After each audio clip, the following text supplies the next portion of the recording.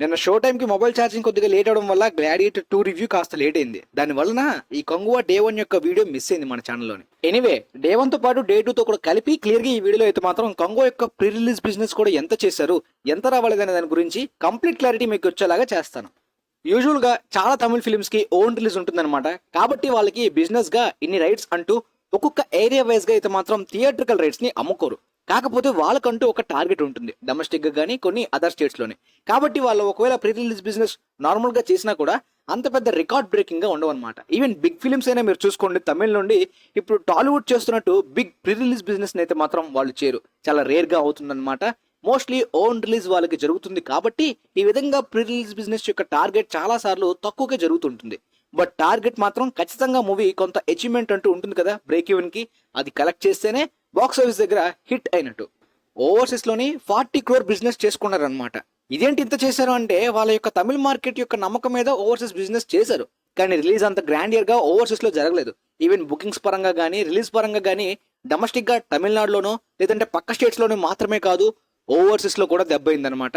ఏంటి bro, overseas లో distributors కానీ ఎగ్జిబిటర్స్ కానీ ఏమైనా ప్రాబ్లమ్స్ చేశారా అంటే అలా ఏం లేదు. అక్కడ వాళ్ళకి వీళ్ళ ప్రాపర్ రిలీజ్ ప్లానింగ్ అనేది ఒక డీల్ అంటూ లేదనమాట. ఈవెన్ తెలుగు స్టేట్స్ లో కూడా సినిమాకి చాలా పొటెన్షియల్ ఉంది. వరస్ట్ రిలీజ్ అనమాట, చాలా తక్కువగా వరస్ట్ గా రిలీజ్ చేశారు. దీనికి తోడు బుకింగ్స్ కూడా చాలా దెబ్బ అయిపోయాయి అనమాట. చాలా మంది ఈగర్లీ వెయిట్ చేశారు ఎప్పుడు ప్రాపర్ బుకింగ్స్ అనేవి క్లియర్ గా ఓపెన్ అవుతాయి మొత్తం అన్ని లొకేషన్స్ అని చెప్పి ఎదురు చూస్తున్నారు. ఆ కంప్లీట్ లొకేషన్స్ ఓపెనింగ్స్ బుకింగ్స్ గానీ చాలా టైం తీసుకుంది. ఆల్మోస్ట్ సినిమా రేపు అన్నప్పుడు ఇక్కడ నైట్ అయిపోతుంది. అలా ఎదురు చూసిన చాలా మంది ఆగిపోయారు అనమాట. ఇక బుకింగ్స్ వద్దులే, నెక్స్ట్ సినిమా రివ్యూ చూసి బుక్ చేసుకుందాం అని చెప్పి మొత్తం అందరూ డ్రాప్ అయిపోవడం తోటి చాలా దెబ్బ పడింది. ఒక్క కేరళయే ప్రాపర్ బుకింగ్స్ ఓపెనింగ్ రిలీజ్ అంతా కూడా మంచిగా ప్లాన్ చేసుకున్నారు అనమాట. తమిళనాడులో ఇష్యూ జరిగింది, తెలుగు స్టేట్స్ లోని, కర్ణాటకలోని, నార్త్ లో కూడా లేట్ అయిపోయింది. ఓవర్సీస్ లో కూడా కంప్లీట్ పొటెన్షియల్ ని ఫిలిం యూజ్ చేసుకోలేదు. కానీ రిలీజ్ కి ముందు 30 లాంగ్వేజ్లు, 37 లాంగ్వేజ్లు, 10 లాంగ్వేజ్లు ఈ విధంగా బిల్డప్ మాత్రం చాలా ఇచ్చుకున్న స్టూడియోస్ గ్రీన్ మాత్రం ప్రాపర్ రిలీజ్ ప్లానింగ్ లేకుండా వాళ్ళ సినిమాని వాళ్ళే చెడగొట్టుకున్నట్టు అయిపోయింది. తమిళనాడులో 50% ఇచ్చారంటే అది అన్యాయంగా మనకి అనిపించినప్పటికీ ఒక ఇష్యూ అయితే మాత్రం తమిళనాడులో జరుగుతుంది ఎగ్జిబిటర్స్ నుండి. లాక్డౌన్ లోని ఆకాశమైన ఈ హొద్దురా, జై భీమ్ ఈ 2 ఫిల్మ్స్ కూడా చాలా మంచి రివ్యూస్ వచ్చి ఆడియన్స్ విపరీతంగా చూడడం, తమిళ్లో చాలా మంది ఓటీటీ పరంగా డిమాండ్ బాగా పెరిగిపోయింది అనమాట. కానీ దానికన్నా ముందు ఆ సినిమాల్ని థియేటర్స్ లో రిలీజ్ చేయమని ఎగ్జిబిటర్స్ అయితే మాత్రం సూర్య గారికి రిక్వెస్ట్ చేశారు. కానీ ఆ టైంలో లాక్డౌన్ కదా, ఎవరు చూస్తారు థియేటర్స్ కి వచ్చి అని చెప్పి ఆయన రిజెక్ట్ చేసేసి కంప్లీట్లీ ఓటీటీకే ప్రిఫర్ చేశారనమాట. ఆ తర్వాత ఆయన నుండి వచ్చిన ఈటీ సినిమా థియేటర్స్ కి ఇచ్చారనమాట. ఆకాశమైన ఈ హొద్దురా, జై భీమ్ తర్వాత ఎలాంటి స్క్రిప్ట్ ని చూస్ చేసుకున్నారని ఆతృతతో చూసిన నాకు పిచ్చి పిచ్చి చిరాకులు వేసింది అనమాట. అవుట్డేటెడ్ అంటే చాలా అవుట్డేటెడ్, ఒకవేళ పాతకాలంలో వచ్చినా కూడా పక్కగా ఫ్లాప్ అయ్యేలాంటి కంటెంట్ అనమాట. అలాంటి కంటెంట్ సినిమాని ఎందుకు ఒప్పుకున్నారో మరి మనకు తెలియదు. కానీ ఆ సినిమాని థియేటర్స్కి ఇవ్వడం ఎగ్జిబిటర్స్ కి చాలా మండిపోయింది అనమాట. ఒక చెత్త కంటెంట్ ఉన్న సినిమాని థియేటర్స్కి ఇచ్చి మంచి కంటెంట్ ఉన్న ఫిల్మ్స్ ని థియేటర్స్కి వదిలేసి ఓటీటీకి ప్రిఫర్ చేశాడు అని చెప్పి కాస్త పగపెట్టుకున్నట్టున్నారు. మరి మొత్తానికి ఈ కంగువా టైంలోని స్క్రీన్స్ ఇష్యూ తమిళనాడులో ఇదే జరుగుతుంది అనమాట. నిన్ను నమ్మి మేము ఎందుకు స్క్రీన్స్ ఇవ్వాలి, అమరన్ బాగా ఆడుతుంది, మాకు ఏం యూజ్ నీ వల్ల, మంచి ఫిల్మ్స్ ఎప్పుడు కూడా థియేటర్స్కి ఇవ్వడు. లాస్ట్ గా హిట్ వచ్చిన సినిమా ఎప్పుడో సింగం 2, అప్పుడే ఆయన కెరీర్ లో హైయెస్ట్ అనమాట. ఈవెన్ సింగం 3 కూడా ప్రాపర్ బ్రేక్ ఈవెన్ అవ్వలేదు. ఈవెన్ 24 కూడా ప్రాపర్ గా బ్రేక్ ఈవెన్ అవ్వలేదు. సో ఆయన నుండి థియేట్రికల్ హిట్స్ లేని టైంలో ఆ 2 ఫిల్మ్స్ ఓటీటీకి వెళ్ళడం ఆ కోపం అయితే ఉండిపోయిందనమాట. ఈ ఇష్యూ పరంగా సినిమా ఓపెనింగ్స్ దెబ్బేస్తుందని చెప్పి ముందే ఫిక్స్ అయిపోయాం. కానీ బ్రో, కంటెంట్ బాగుంటే డేట్ నుండి స్క్రీన్స్ పెరిగితే మొత్తం మారిపోతుంది అనుకున్నాం కదా, అలా ఎప్పుడు చేయకూడదు. నార్త్ ఆర్ హాలీవుడ్ కొన్నిసార్లు అయితే మాత్రం లాంగ్ రన్ వాళ్ళకి ఉంటుందన్నమాట. ఒకరోజు అంటే డే 1 పెద్ద ప్రాబ్లం కాదు నార్త్ ఫిల్మ్స్ కి కానీ ఈవెన్ హాలీవుడ్ లో పెద్ద పెద్ద ఇండస్ట్రీస్ లో వాళ్ళకి లాంగ్ రన్ గా చూసేలాంటి పాపులేషన్ ఉంటుందన్నమాట. కానీ సౌత్ పాపులేషన్ అలా కాదు, డే 1 ప్రిఫర్ చేస్తారు. సినిమా టాక్ తేడా వస్తే తర్వాత మరి లాంగ్ రన్ కాదు కదా, డే 2కి మొత్తం ఖాళీ అయిపోయి దోమలు ఎగరేసుకోవడమే. కాబట్టి సౌత్ సినిమా మార్కెట్ వర్క్ అయ్యే ప్రకారం బట్టి డే 1 చాలా చాలా ఇంపార్టెంట్ అనమాట. సూర్య గారికి మనం చూసుకున్నట్టయితే ఒక టైర్ 1 రేంజ్ లో ఫ్యాన్ బేస్ గానీ మార్కెట్ గానీ కంప్లీట్లీ పోగొట్టుకుని టైర్ 2కి పడిపోయిన సిచ్యువేషన్ కూడా క్లియర్ గా తెలుసు. అది ఆయన చేతుల మీదుగా ఆయన చేసుకున్నదే. ఇష్యూ అంతా నార్మల్ అయిపోయి కొన్ని స్క్రీన్స్ అయితే ఇచ్చారు, బాగా అర్ధరాత్రి అయిపోయింది అప్పటికి. కానీ ఫిలిం తమిళనాడులో 70 crore బిజినెస్ చేసిందనమాట. సో డే 1కి అయితే మాత్రం సినిమా దెబ్బ అయిపోతుంది తమిళనాడులో ఉన్నట్టు. బాగా లేట్ గా ఇచ్చారు, యూజ్ లేదు. ఇక కర్ణాటకలోని 10 crore షేర్ కి అమ్మారు, కేరళలోని 10 crore షేర్ కి అమ్మారు. ఇక తెలుగులో కాస్త మార్కెట్ ఉందని 24 crore షేర్ కి అమ్మారు. ఈవెన్ హిందీలోని మొత్తం రెస్ట్ ఆఫ్ ది ఇండియా అన్ని కలుపుకొని 24 crore షేర్ కి అక్కడ కూడా అమ్మారనమాట. ఓవర్సీస్ అండ్ తమిళ్లో కొద్దిగా ఎక్కువ వాళ్ళ మార్కెట్ ని నమ్ముకొని పెట్టుకున్నారు. కానీ ఇక్కడ మెయిన్ డొమెస్టిక్ మార్కెట్ నుండే సపోర్ట్ లేదు. అయితే మూవీ ప్రపంచవ్యాప్తంగా 180 crore షేర్ రావాలన్నమాట బ్రేక్ ఈవెన్ ని అందుకోవాలనుకుంటే. అంటే 360 crore ఆర్ 370 crore గ్రాస్ రావాలన్నమాట. ఇది పెద్ద టార్గెట్ ఏం కాదు. అంటే తమిళ స్టేట్ గానీ ఓవర్సీస్ గానీ యునానిమస్ గా సపోర్ట్ చేస్తే చాలా ఈజీ. ఈవెన్ పొన్నియిన్ సెల్వన్ కి ఆల్మోస్ట్ మిక్స్డ్ టాక్ తోటి ఇన్ ద స్ట్రీట్ 500 crore వరకు వెళ్ళింది. అంత పెద్ద టైర్ 1 స్టార్స్ కూడా లేరు కదా సినిమాలో. ఇక తమిళనాడులో మనం చూసుకున్నట్టయితే biggest crowd puller Thalapathy Vijay గారు 30 crore మార్క్ అనమాట తమిళనాడు స్టేట్ నుండి. ఆ రేంజ్ ఓపెనింగ్ ఈవెన్ రజనీకాంత్ గారికి కూడా పాసిబుల్ కావట్లేదు. 30 crores మొత్తం యునానిమస్ గా స్టేట్ లోని అంత పాపులేషన్ ఫ్యాన్ బేస్. ఇక సూర్య గారి సినిమా ఇది బిగ్ స్కేల్ ఈవెంట్ కాబట్టి యునానిమస్ గా చాలా పాపులేషన్ సపోర్ట్ చేయొచ్చు అనుకుని ఒక 20-25 crore అయినా ఓపెనింగ్ డే రావాలి అని అనుకున్నప్పటికీ ఈ రిలీజ్ పరంగా లేట్ అవడం పరంగా ఇక స్టార్టింగ్ ప్రీమియర్స్ నుండే వరస్ట్ రివ్యూస్ రావడంతో సినిమాకి కేవలం 11.5 crore గ్రాస్ మాత్రమే తమిళనాడు ఓపెనింగ్ డే రావడం చాలా చాలా చీప్.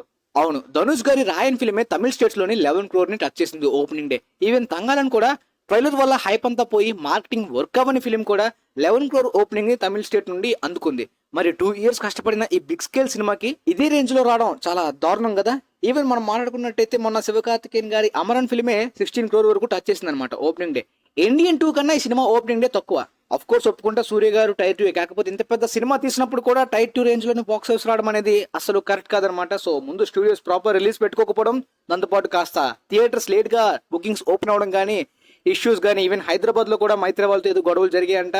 దానివల్ల టికెట్స్ ఇవ్వడం కూడా కాస్త లేట్ అవడం తోటి చాలా మంది మరి టికెట్స్ బుక్ చేసుకోలేదు. వెయిట్ చేసి గ్రౌండ్ లెవెల్ బస్ పక్కన పెట్టండి, ఈవెన్ మూవీ యొక్క టాక్ కూడా విపరీతమైన వర్స్ట్ గా రన్ అవుతుంది కదా. దాని వల్ల కూడా పెద్ద ఎఫెక్ట్ అయింది. సూర్య గారి టాలెంట్ కి, యాక్టింగ్ కి, ఒకప్పుడు ఫిల్మ్స్ కి నాకు కూడా బాగా ఇష్టమైన, కాకపోతే ఇప్పుడు కామెంట్స్ లో వచ్చి ఈ తలపతి విజయ్నే ఎందుకు సపోర్ట్ చేస్తారు బ్రో తమిళ వాళ్ళు అది ఇది అని చెప్పి హేటెడ్ కామెంట్స్ ని పెట్టకండి. ఈవెన్ తెలుగు స్టేట్స్ లో కూడా తలపతి విజయ్ కి వచ్చినంత సపోర్ట్ కూడా సూర్య గారికి తెలుగు స్టేట్స్ లోనే ఇవ్వట్లేదు కదా. అలాంటప్పుడు మీకు కామెంట్ చేసే రైట్ లేదు. తెలుగు స్టేట్స్ లోని 6.4 crore, కర్ణాటకలోని 2.3 crore, కేరళలోని 3.9 crore, హిందీలోని 4.7 crores అండ్ ఓవర్సీస్ లోని 11 crores దాటొచ్చి ఇలా అన్ని ఏరియాస్ లో కూడా దరిద్రంగానే పర్ఫామ్ చేసింది. ఎక్కడ కూడా సపోర్ట్ అంతగా ఏమీ లేదు. ఇక్కడ యూట్యూబ్ వీడియో కామెంట్స్ లో గానీ, ట్విట్టర్ లో గానీ, ఇన్స్టాలో గానీ ప్రతి దగ్గర కూడా సూర్య గారు తెలుగు స్టేట్స్ లోని దత్తపుత్రుడు, మేము ఓన్ చేసుకున్నాం, విపరీతంగా సపోర్ట్ చేస్తామని ఆన్లైన్ లో కబుర్లు తప్పించి ఆఫ్లైన్ లో సపోర్ట్ మాత్రం ఎప్పుడు కూడా అంత గట్టిగా జరగట్లేదు. తలపతి విజయ్ క్లియర్ గా సూర్య గారి టాలెంట్ లో ఏ మాత్రం కూడా కాదు, అసలు యాక్టింగ్ కూడా సరిగ్గా రాదు. చెప్పాలంటే వీక్ యాక్టరే. కాకపోతే స్టార్డమ్ కి, కమర్షియల్ ఫిల్మ్స్ కి కావాల్సింది యాక్టింగ్ కాదు. ఇండియాలో ఆయన ఒక్కడే కాదు, సరిగ్గా ఎక్స్ప్రెషన్స్ కూడా రాని, డైలాగ్ డెలివరీ కూడా తెలియని ఎంతో మంది యాక్టర్స్ స్టార్స్ అయ్యారు. ఈవెన్ హాలీవుడ్ లో కూడా ఉంటారు. కానీ కమర్షియల్ ఫిల్మ్స్ కి కావాల్సింది అలాంటివి ఏమీ కాదనమాట. మీరు ప్రీవియస్ గా తలపతి విజయ్ పాస్ట్ డికేడ్ ని చెక్ చేసుకున్నట్టయితే ఆ పాస్ట్ డికేడ్ లోనే రజనీకాంత్ గారు డౌన్ అయ్యారు. ఈవెన్ కమల్ హాసన్ గారు గానీ, సూర్య గారు గానీ, విక్రమ్ గానీ, అజిత్ గానీ అందరూ కూడా డౌన్ అవుతున్న టైంలోని తలపతి విజయ్ ఒక్కడే వరుసగా కమర్షియల్ హిట్స్ తో కొడుతూ ఎవ్వరూ అందుకోలేనంత ఫ్యాన్ బేస్ ని తమిళ స్టేట్స్ లోని అందుకుని అంత పాపులేషన్ ని ఓన్ చేసుకున్నాడు. అదర్ స్టేట్స్ లో మార్కెట్ కూడా విపరీతంగా పెరిగింది కాబట్టి కంప్లీట్లీ బిగ్గెస్ట్ క్రౌడ్ పుల్లర్ అయ్యాడు ఎంటైర్ సౌత్ కి. రజనీకాంత్ గారి ప్లేస్ అది సౌత్ లోని. అది క్లియర్ గా ఇప్పుడు విజయ్ డామినేట్ చేసేసాడు అనమాట. రజనీకాంత్ గారు 70 ఏళ్ళు వచ్చినా ఇంకా పోరాడుతున్నారు. ఆయన ఫ్యాన్స్ ఒకప్పుడు అందరూ కూడా ఇప్పుడు ముసలోళ్ళు అయిపోయి వాళ్ళ పనుల్లో వాళ్ళు బిజీ ఉన్నారు కాబట్టి సినిమాలు చూసే కల్చర్ గానీ ఇప్పుడు ఆయన ఫ్యాన్స్ కి ఉండదు. కానీ ఆయన స్టిల్ ప్రెసెంట్ యూత్ ని కూడా అట్రాక్ట్ చేయడానికి స్టార్ గా ఇంకా థియేటర్స్ దగ్గర క్రౌడ్ ని పుల్ చేయగలుగుతున్నారంటే అది ఒక పెద్ద అచీవ్మెంట్ ఇండియన్ సినిమాలో. సర్లే, కంగువా డే 1 ప్రపంచవ్యాప్తంగా 40 crores మాత్రమే కలెక్ట్ చేసింది అనమాట. ఇండియన్ 2 కన్నా తక్కువ. కాకపోతే ప్రపంచవ్యాప్తంగా అమరన్ కన్నా ఒక 5 crores ఎక్కువ. తమిళ్లో తక్కువ అయినప్పటికీ మొత్తం ప్రపంచవ్యాప్తంగా టైర్ 2 కి ఇది బిగ్గెస్ట్ రికార్డ్ అనమాట. కాలీవుడ్ కి ఓపెనింగ్ డే ప్రకారం అమరన్ ఇంతవరకు రీసెంట్ గా రికార్డ్ ని కొట్టింది ఓపెనింగ్ డే. ఇప్పుడు కంగువా డే 1 ప్రకారం టైర్ 2 లోనే రికార్డ్ ని దాన్ని బీట్ చేసింది. డే 1 థర్స్డే అవడం కాస్త ఎఫెక్ట్ అయింది. ఫ్రైడే రిలీజ్ అయ్యింటే బాగుండేదని కొంతమంది అనుకున్నారు. కానీ థర్స్డే కొంత పాపులేషన్ కి హాలిడే కాబట్టి అడ్వాంటేజ్ అవుతుందని ఆ విధంగా ప్రయత్నించారు. ఇక ఫ్రైడే యునానిమస్ గా రిజెక్షన్ కనిపించింది అనమాట. ఇండియన్ 2 లాంటి ఫిల్మ్ కూడా డే 1 ఎంత వచ్చిందో ఆల్మోస్ట్ డే 2 కూడా అదే రేంజ్ లో వచ్చింది. ఎందుకంటే అక్కడ ఉన్న తమిళ స్టేట్స్ ప్రకారం ఆ విధమైన హోల్డ్ డే 2 కూడా ఉంటుంది. డ్రాప్ అనేది తమిళ స్టేట్స్ లో ఎంత ఫ్లాప్ సినిమాకి కూడా మాక్సిమం కనిపించదు. కానీ సినిమాకి దారుణంగా కనిపించింది. సెకండ్ డేనే కేవలం 5 crores మాత్రమే. అంటే 50% కి మించిన రిజెక్షన్ మొత్తం డౌన్ అయింది సెకండ్ డేకి. ఇక సినిమా దివాలా దారుణంగా తీయలేదు డే 2న. తెలుగు స్టేట్స్ లోని 2 days కలుపుకొని 8 crore గ్రాస్ దాటింది. 5 crores షేర్ వచ్చింది అంతే. డే 1 వరల్డ్ వైడ్ గా 40 crores వస్తే డే 2 కేవలం 15 crores వచ్చింది. అంటే ప్రపంచవ్యాప్తంగా డే 2 ఎంత రిజెక్ట్ అయిందో చూడండి. తమిళ ఫిల్మ్స్ కి ఈ రేంజ్ రిజెక్షన్ అనేది ఫ్లాప్ టాక్ వచ్చినా కూడా ప్రపంచవ్యాప్తంగా కనిపించదు. కానీ ఈ సినిమాకి గట్టిగా కనిపించింది. ప్రపంచవ్యాప్తంగా 55 crores మాత్రమే 2 days కలుపుకొని వచ్చింది. ఈ విధంగా ఫైనల్ రన్ లోని 100 crores దాటుతుందా అనే విధంగా దారుణంగా పడిపోయి ఇండియన్ సినీ చరిత్రలోని బిగ్గెస్ట్ లాస్ పెట్టిన సినిమా రాధేశ్యామ్ అనమాట. 120 crore షేర్ ని డిస్ట్రిబ్యూటర్స్ కి లాస్ పెట్టిన రికార్డ్ అయితే మాత్రం ఇప్పటికీ ఆ సినిమానే హోల్డ్ చేస్తుంది. బడేమియా చోటిమియా రికార్డ్ ని బ్రేక్ చేస్తుంది అనుకున్నారు కానీ 100 crore లాస్ ని పెట్టింది బడేమియా చోటిమియా. ఆది పురుష్ కూడా 80 crore 90 crore దగ్గర మాత్రమే షేర్ లాస్ అనమాట. ఇప్పుడు కంగువా ఆ రాధేశ్యామ్ రికార్డ్ ని లాసెస్ లో క్లియర్ గా బ్రేక్ చేయడానికి సిద్ధంగా ఉన్నట్టు కనిపిస్తుంది. ప్రపంచవ్యాప్తంగా 153 crore షేర్ ఇంకా కావాలన్నమాట బ్రేక్ ఈవెన్ అవ్వాలంటే. ఒకవేళ సినిమాకి నీకు ఒక 30 కోట్ల షేర్ వచ్చిందనుకోండి, అప్పుడు రాధేశ్యామ్ తోటి ఈక్వల్ అవుతుంది. కానీ 30 crore షేర్ వచ్చేలాగే కనిపించట్లేదు. అంటే ఆల్మోస్ట్ 50 crore గ్రాస్ దాటి రావాలన్నమాట. అసలు డే 2ని ఎంత డ్రాప్ చూసినా ఈ సినిమాకి ఎలాంటి సూచనలు కూడా కనిపించట్లేదు. కాబట్టి ఇండియాస్ బిగ్గెస్ట్ డిజాస్టర్ రికార్డ్ ని పెట్టడానికి చిరుతై శివ ఎంత కష్టపడ్డాడు అనమాట. ఒకవేళ సినిమాకి డే 1 అడ్వాంటేజ్ అంతా బాగుండి, unanimous support, proper release, proper bookings ఉండుంటే మాత్రం కాస్త లాసెస్ సేఫ్ అయిపోయి రాధేశ్యామ్ రికార్డ్ తప్పుండేది. ఈ డైరెక్టర్ శివ టాలీవుడ్ వాడే. ఆల్రెడీ టాలీవుడ్ నుండి తమిళ్కి వెళ్ళి అజిత్ మార్కెట్ ని, రజనీకాంత్ మార్కెట్ ని అలా కాస్త తగ్గించి తర్వాత సూర్య గారి కెరీర్ ని ఆల్మోస్ట్ దెబ్బేసిన దాని మీద ఇంకాస్త దెబ్బేసి వదిలేడు. ఇంకా మళ్ళీ పార్ట్ 2 తీస్తే ఇంకెంత దెబ్బేస్తాడో తెలియదు. కానీ ఈ దరిద్ర దేవత సూర్య గారికి వదలాలంటే రోలెక్స్ లాంటి క్యారెక్టర్లు పడాలన్నమాట.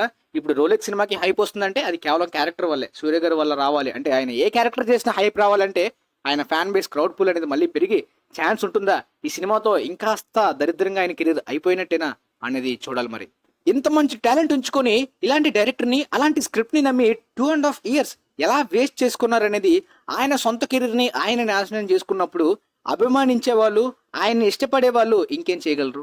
ఆయన్ని బాగా అభిమానించే ఒక డైరెక్టర్ ఒక సినిమా తీసి ఆయన కెరీర్ ని సేవ్ చేయాలి. లైక్ కార్తిక్ సుబ్బరాజ్ చేస్తాడా, లోకేష్ కనకరాజ్ చేస్తాడా చూద్దాం. మళ్ళీ మనం మండే బాక్స్ ఆఫీస్ ఎపిసోడ్ లో కలుసుకుందాం ఇండియన్ సినిమాకి సంబంధించి. గ్లాడియేటర్ 2 నార్త్ అమెరికాలోని చాలా కంట్రీస్ లో ఇంకా రిలీజ్ కాలేదు గైస్. ఓన్లీ యూకేలోని కొన్ని కంట్రీస్ లో, ఇండియాలో మాత్రమే November 15th రిలీజ్ అయింది. ప్రాపర్ గా మొత్తం రిలీజ్ అవుతుంది. అది మనం హాలీవుడ్ బాక్స్ ఆఫీస్ లో కూడా మీకు క్లారిటీగా తర్వాత చెప్తానండి. వీలైతే ఈ వీడియోని మీ ఫ్రెండ్స్ లో ఉన్న వాళ్ళకి కూడా షేర్ చేసుకోండి. And thanks for watching guys.